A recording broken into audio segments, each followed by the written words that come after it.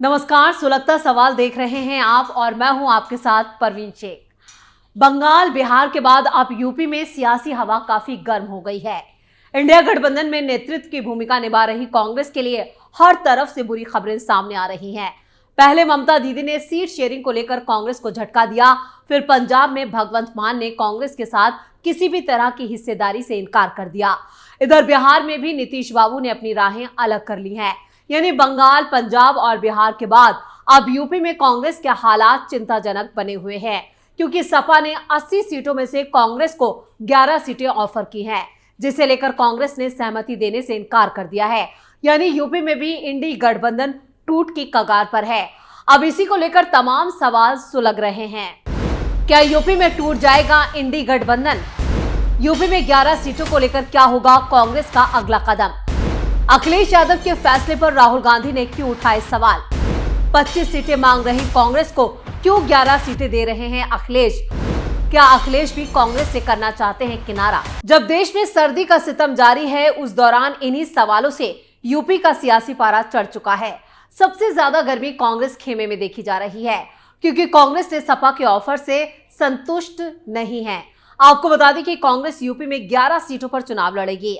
Samajwadi party के राष्ट्रीय अध्यक्ष अखिलेश यादव ने सोशल मीडिया एक्स पर पोस्ट कर ये जानकारी दी है। उन्होंने अपने सोशल मीडिया एक्स पर लिखा है, कांग्रेस के साथ 11 मजबूत सीटों से हमारे सौहार्दपूर्ण गठबंधन की अच्छी शुरुआत हो रही है। ये सिलसिला जीत के समीकरण के साथ और भी आगे बढ़ेगा। इंडिया की टीम और पीडीए की रणनीति इतिहास बदल देगी। लोकसभा चुनाव 2024 में यूपी की 80 लोकसभा सीटों की भूमिका काफी खास है, क्योंकि दिल्ली की सत्ता तक पहुंचने के लिए यूपी को फतह करना बेहद जरूरी है। इधर समाजवादी पार्टी ने जिस तरह लोकसभा चुनाव के लिए कांग्रेस के साथ गठबंधन के तहत 27 जनवरी को औपचारिक घोषणा कर दी और सीट बंटवारे को अंतिम रूप दे दिया। हालांकि कांग्रेस ने कहा है कि समाजवादी पार्टी के साथ सीट शेयरिंग पर सकारात्मक और रचनात्मक वार्ता जारी है और फार्मूले पर फैसला होने के बाद जानकारी दी जाएगी। कांग्रेस महासचिव जयराम रमेश ने यह भी कहा कि राजस्थान के पूर्व मुख्यमंत्री और कांग्रेस की राष्ट्रीय गठबंधन समिति के सदस्य अशोक गहलोत सपा अध्यक्ष अखिलेश यादव के साथ सीधे संपर्क में हैं।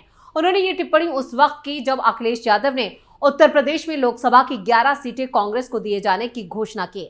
जयराम रमेश ने कहा है, सपा के साथ बातचीत बहुत सकारात्मक और रचनात्मक तरीके से चल रही है। फार्मूले पर फैसला होने के बाद जानकारी देंगे। उत्तर प्रदेश में जो समझौता होगा वो कांग्रेस, सपा और इंडिया गठबंधन के लिए फायदेमंद होगा। 2024 में मोदी को मात देने के लिए विपक्ष के 28 दलों के गठबंधन इंडिया बना और फिलहाल इस इंडी गठबंधन में ही एकजुटता नदारद है। 17 जनवरी को सीटों के बंटवारे पर दिल्ली में गठबंधन के घटक दलों कांग्रेस और सपा के बीच बैठक हुई थी, लेकिन बैठक में कोई नतीजा नहीं निकल सका था। बैठक खत्म होने के बाद कांग्रेस नेता सलमान खुर्शीद ने कहा था, सपा के साथ एक और बैठक होनी है। बात नहीं बनी तो कांग्रेस नेता राहुल गांधी या मल्लिकार्जुन खड़गे अखिलेश के साथ बात करेंगे।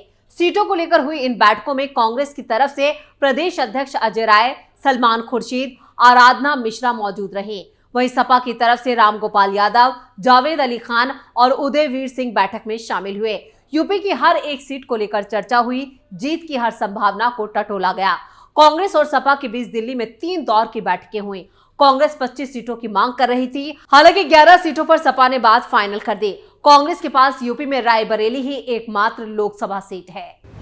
कांग्रेस रायबरेली, अमेठी के अलावा प्रतापगढ़, वाराणसी, कानपुर, गाजियाबाद, इलाहाबाद, सहारनपुर, मुरादाबाद की सीटों पर लड़ सकती है। पूर्वी यूपी की ज्यादातर सीटें सपा के पास ही रहेंगी, ऐसा अनुमान जताया जा रहा है। यूपी में कांग्रेस को सपा भले ही 11 सीटें दे रही हो, लेकिन क्या ये 11 सीटें भी कांग्रेस जीत पाएगी? बड़ा और सुलगता सवाल है, क्योंकि यूपी में बीजेपी पहले से कहीं ज्यादा मजबूत हुई है, वहीं कांग्रेस का जनाधार लगातार घटता जा रहा है।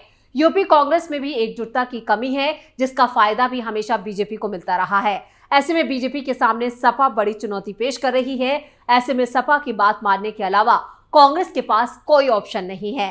पिछले 3 चुनावों में कांग्रेस के प्रदर्शन की बात करें तो ये काफी निराश करने वाला रहा है। 2009 में कांग्रेस ने 69 सीटों पर चुनाव लड़ा और 21 जीती। इस चुनाव में सपा 75 पर लड़कर 23 और बसपा 69 पर लड़ी और 20 सीटें जीती। 2014 में कांग्रेस 67 पर लड़ी, सिर्फ 2 सीटें जीती। सपा ने 75 में से 5 और बीएसपी ने 80 पर लड़ी और एक भी सीट नहीं जीत पाई। 2019 में सपा और बीएसपी का गठबंधन था। कांग्रेस 67 पर लड़ी और सिर्फ रायबरेली जीत पाई, जबकि सपा 37 पर लड़ी और 5 जीती, जबकि बीएसपी 38 पर लड़ी और 10 जीती। रामपुर और आजमगढ़ हारने के बाद सपा के सिर्फ 3 सांसद हैं। आरएलडी के साथ आगामी लोकसभा चुनाव के लिए सीट बंटवारे पर सहमति बनने के एक दिन बाद सपा अध्यक्ष अखिलेश यादव ने 20 जनवरी को कहा था गठबंधन के लिए कांग्रेस के साथ बातचीत जारी है। उन्होंने उम्मीद जताई कि फैसला जल्द होगा। यूपी में लोकसभा की 80 सीटें हैं और 2019 के चुनाव में सपा, बीएसपी और आरएलडी ने मिलकर चुनाव लड़ा था। सपा को 5, बीएसपी को 10 सीटें हासिल हुई थी, जबकि आरएलडी खाता तक नहीं खोल पाई थी। सपा और कांग्रेस ने 2017 में साथ मिलकर उत्तर प्रदेश विधानसभा चुनाव लड़ा था, लेकिन बीजेपी की प्रचंड जीत के सामने ये गठबंधन सफल नहीं हो सका और शर्मनाक हार का सामना करना पड़ा था। सवाल हिंदी पट्टी के 2 प्रमुख राज्यों, 2 प्रमुख दलों के 2 प्रमुख नेताओं को लेकर भी उठ रहे हैं। इंडिया गठबंधन को आकार देने में लीड रोल निभाने वाले बिहार के मुख्यमंत्री नीतीश कुमार के तेवर भी कांग्रेस को लेकर तल्ख हैं। लालू यादव के साथ उनकी केमिस्ट्री बिगड़ चुकी है और पाला बदल फिर से केंद्र की सत्ता पर काबिज भारतीय जनता पार्टी की अगुवाई वाले एनडीए में जाने को वो तैयार हैं। लोकसभा सीटों के लिहाज से सबसे बड़े सूबे उत्तर प्रदेश में अखिलेश यादव भी अपनी लकीर खींचकर खड़े हैं। ऐसे में सवाल ये भी उठता है, क्या ममता बनर्जी के इस एकला चलो दाव ने नीतीश और अखिलेश जैसे नेताओं के लिए भी मंच सेट कर दिया है? पश्चिम बंगाल और यूपी बिहार की सियासत में सियासी प्रवृत्ति में वोटिंग पैटर्न में काफी फर्क है, लेकिन एक समानता यह है कि इन तीनों ही राज्यों में कांग्रेस की स्थिति काफी बेहतर नहीं है। कांग्रेस तीनों ही राज्यों में ज्यादा सीटें चाहती है। उसकी मंशा गठबंधन सहयोगियों के सहयोग से इन राज्यों में अपनी सियासी जमीन को मजबूत करना और सीटों की संख्या को बढ़ाने का है। ममता बनर्जी के ऐलान से कांग्रेस की रणनीति को झटका लगा। अब कांग्रेस के सामने सीट शेयरिंग में ज्यादा सीटें पाने के साथ ही गठबंधन सहयोगियों को साथ बनाए रखने की चुनौती है। कांग्रेस की बार्गेन पावर कम होगी तो वहीं नीतीश और अखिलेश समेत दूसरे राज्यों में मजबूत आधार रखने वाली पार्टियों के नेता भी मजबूती से अपनी शर्तें रखेंगे। ममता का ऐलान कांग्रेस के लिए इस संदेश की तरह है कि अगर वो गठबंधन में रहना चाहती है तो फिर उन दलों की शर्तों पर चले जो दल वहां मजबूत हैं। अब कहा जा रहा है कि नीतीश कुमार और अखिलेश यादव जैसे नेता जो अपने अपने राज्यों में मजबूत जनाधार रखते हैं, उनके लिए कांग्रेस को उसकी सियासी जमीन दिखाने और अपने हिसाब से सीटें देने, अपनी शर्तें मनवाने के लिए माहौल अनुकूल हो गया है। दरअसल बिहार से लेकर यूपी तक कांग्रेस की अपनी डिमांड है। कांग्रेस ने बिहार की 40 में से 10 लोकसभा सीटों पर दावा किया और 2019 के लोकसभा चुनाव में कांग्रेस को सूबे में महज 1 सीट पर जीत मिली थी। यूपी में लोकसभा की 80 सीटें हैं और कांग्रेस प्रदेश में 25 सीटें मांग रही है। यूपी कांग्रेस के नेता सपा के बराबर सीटें चाहते हैं और ये चाहते हैं कि सीट शेयरिंग का आधार 2009 के लोकसभा चुनाव में प्रदर्शन बने। वहीं सपा प्रमुख अखिलेश यादव ने भी सूबे में गठबंधन से लेकर सीट शेयरिंग तक अपनी लकीर खींच रखी है, यानी सपा 11 सीटें ही कांग्रेस को देने के हक में है। लोकसभा चुनाव करीब है और इंडिया गठबंधन के घटक दलों की ये रार आत्मघाती साबित हो रही है। अब की बार 400 पार के नारे के साथ चुनाव मैदान में उतरने को तैयार बीजेपी की तरफ से पार्टी के ट्रम्प कार्ड पीएम मोदी खुद मोर्चे पर है। राम मंदिर की प्राण प्रतिष्ठा के जरिए पीएम मोदी और बीजेपी ने यूनिवर्सल हिंदू वोट बैंक की अपनी पॉलिटिक्स मजबूत करने की कोशिश की है। कर्पूरी ठाकुर को भारत रत्न और 1 करोड़ गरीबों के लिए सूर्य उदय योजना का ऐलान करके ये भी साफ कर दिया कि फोकस गरीबों पर है। कर्पूरी ठाकुर को भारत रत्न देने के ऐलान से पिछड़े और अति पिछड़े के साथ ही दलित समुदाय के मतदाताओं तक भी ये संदेश पहुंचाने की कोशिश की गई। दलित और आदिवासियों को फोकस कर मोदी सरकार 24,000 करोड़ रुपए के बजट से पीएम जनजाति आदिवासी न्याय महाअभियान चला रही है। इस अभियान के तहत कमजोर आदिवासी वर्गों के लिए सुरक्षित आवास, स्वच्छ पेयजल और स्वच्छता जैसी बुनियादी सुविधाएं देने का लक्ष्य सरकार ने रखा है।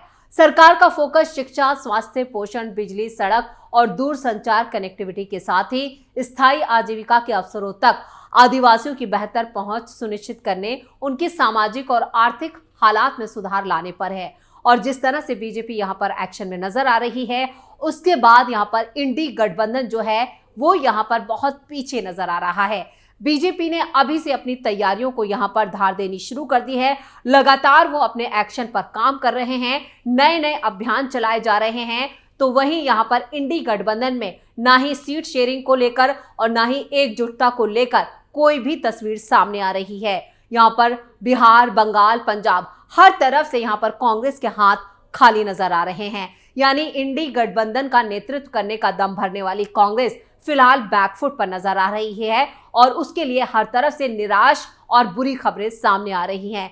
वहीं बीजेपी तेजी से आगे बढ़ रही है और 2024 में यहां पर यूपी को फतह करने के लिए बीजेपी ने पहले से ही मिशन 80 पर काम करना शुरू कर दिया है। तो ऐसे में यहां पर यूपी की अगर बात की जाए तो यहां पर अखिलेश यादव भी अब यहां पर बार्गेनिंग के मूड में नहीं है। उन्होंने साफ कह दिया है कि 11 सीटें चाहिए तो हां करिए, नहीं तो चलते बनिए। यानी अखिलेश यादव ने भी किनारा करने का पूरा मन बना लिया है।